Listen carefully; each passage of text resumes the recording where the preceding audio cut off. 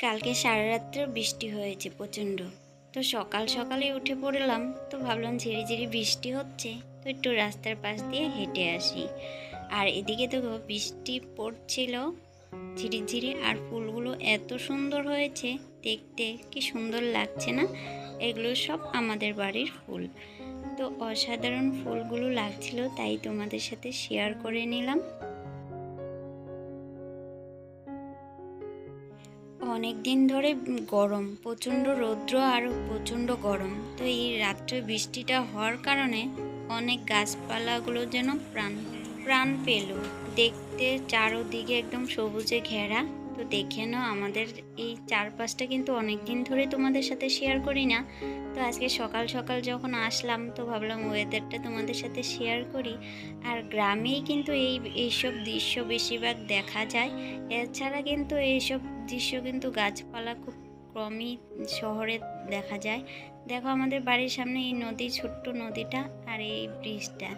চারপাশটা আগে অনেকবার তোমাদের সাথে শেয়ার করছি, আবারও অনেক দিন পর তোমাদের সাথে শেয়ার করছি। তো কেমন লাগছে অবশ্যই জানিও কমেন্টে। মর্নিং, তোমরা সবাই কেমন আছো? আশা করি তোমরা খুব ভালো আছো এবং সুস্থ আছো। আমিও মোটামুটি খুব ভালো আছি এবং সুস্থ আছি। তো আজকে জানো তো, কালকে রাতের থেকে প্রচণ্ড বৃষ্টি হচ্ছিল। আর এই কয়দিনে যে খুব গরম আর খুব রৌদ্র পড়েছিল, তো ওই বৃষ্টিটা হওয়া খুব দরকার ছিল। আর বৃষ্টিটা হয়ে একদম যে কী বলবো, অনেক শান্তি আর কি বলবো, খুবই শান্তি হয়েছে।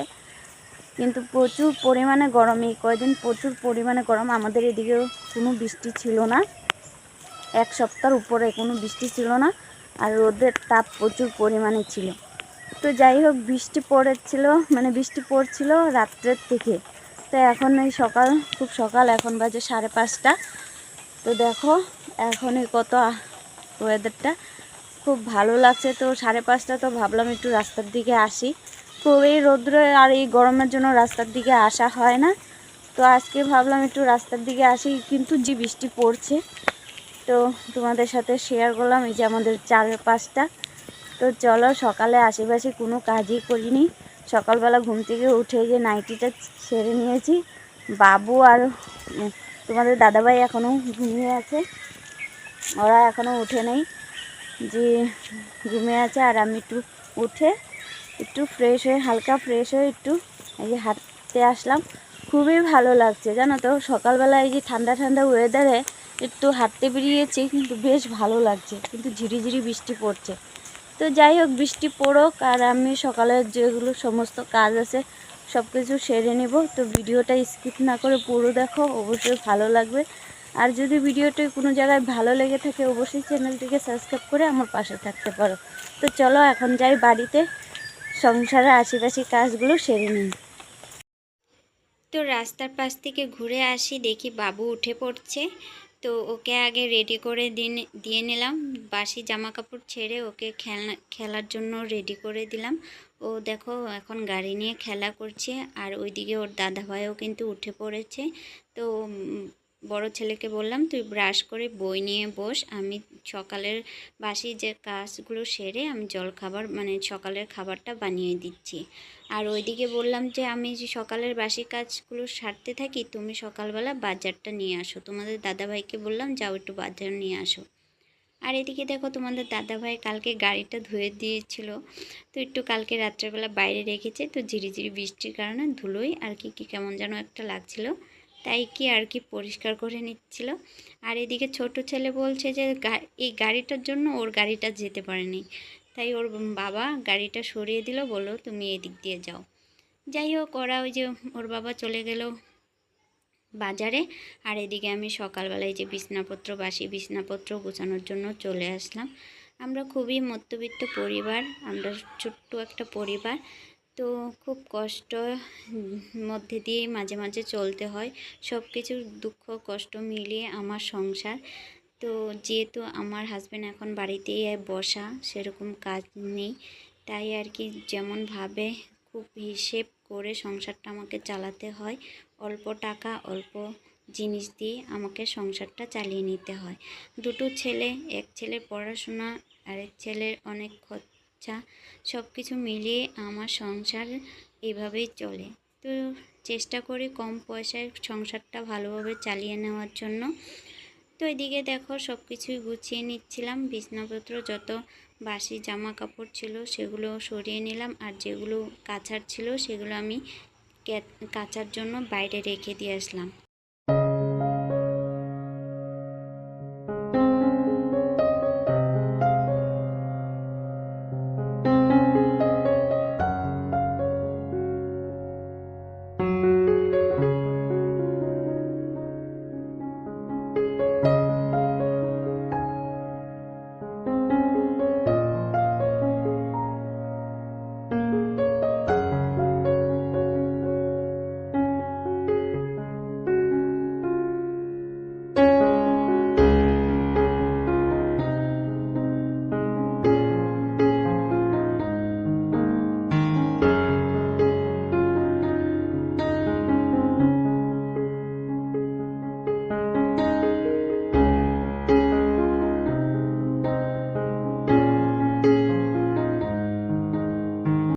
আর এইদিকে দেখো ছেলেকে নিয়ে তো পারছিলামই না, যতবার গুছাচ্ছি ততবারও ফেলে দিচ্ছিল।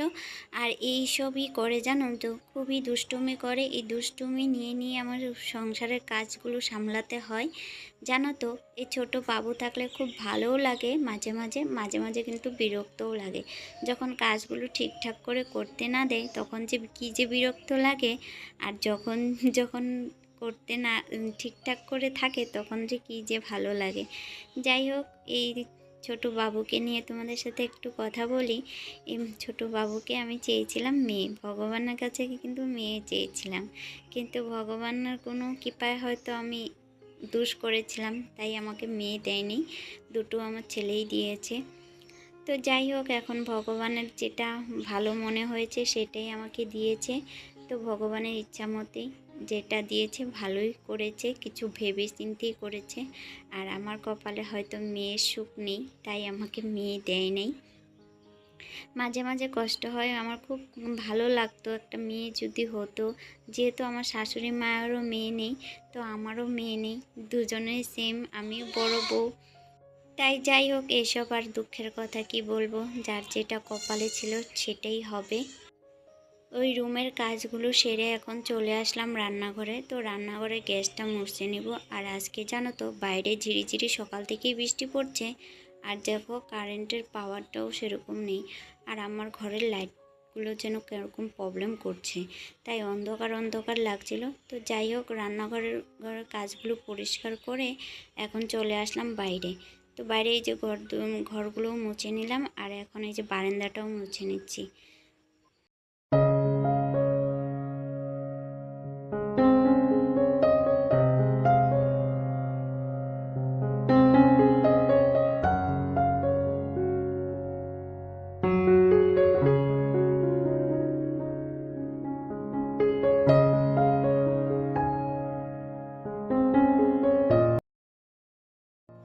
তো বারান্দা তো আমার মোছা কমপ্লিট, এখন কলের পাটটা ঝাঁট দিয়ে নিয়েছি। তো কালকে হালকা যখন হাওয়া হয়েছে আর বৃষ্টি হয়েছে, তো অনেকগুলো কলের পাড়ে পাতা পড়ে গেছে।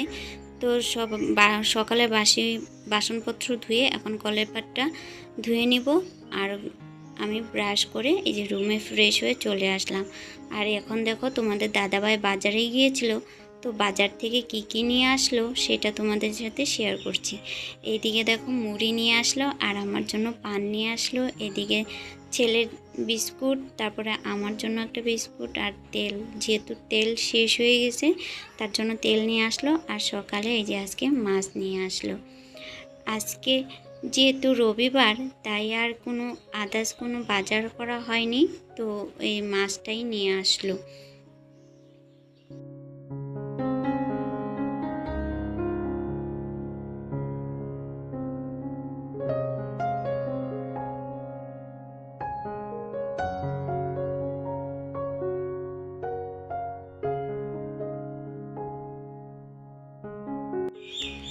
যাই হোক, এখন সকালবেলায় যে চাটা আমি বসিয়ে দিলাম আর ছেলেদের খাবারটা রেডি করে দিয়ে নিলাম।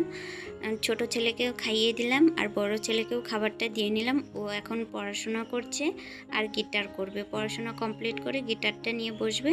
আর এদিকে তোমাদের দাদাভাই যে বাজারগুলো নিয়ে আসলো সেগুলো আমি এক এক করে গুছিয়ে নিলাম। আর এখন দেখো এই যে আমার চাটা বানিয়ে নিলাম। তো এখন চা খেয়ে তারপরে যে ঘরের একটু টুকিটাকি কাজ আছে, তারপরে চান পুজো করব, করে রান্নার ঘরে চলে আসবো দুপুরে রান্না করার জন্য। আর আজকে দুপুরে কি রান্না করব তো সেটা তো তোমাদেরকে বললাম যে তোমাদের দাদাভাই মাছ নিয়ে আসলো। তো আজকে মাছ রান্না করব আর এসে বটবটি আর আলু দিয়ে ভাজা করব। আর কিছুই মাছের তেল ছিল সেটা রান্না করব। আজকের এই মেনুই ছিল দুপুরের রান্নাবান্না। তো আর আজকের ব্লগটা বেশি বড় করলাম না, তো অনেক কিছুই কাজ আছে, অনেকগুলো যদি শেয়ার করতে যাই অনেক লং হয়ে যাবে ভিডিওটা। তো আজকে ভিডিও এই পর্যন্তই। কেমন হয়েছে অবশ্যই জানিও কমেন্টে। আর যদি কোনো জায়গায় তোমাদের ভিডিওটা ভালো লেগে থাকে তো অবশ্যই চ্যানেলটাকে সাবস্ক্রাইব করে আমার পাশে থাকতে পারো। তো এদিকে দেখো দুপুরে রান্নাবান্না করে তারপরে এই যে চান করে আমার আজকে পার্লারে যাওয়া নেই, রবিবার। তো চলো আজকের ব্লগ এই পর্যন্তই। ভালো থেকো, সুস্থ থাকো, দেখা হচ্ছে পরবর্তী ব্লগে। তো টাটা।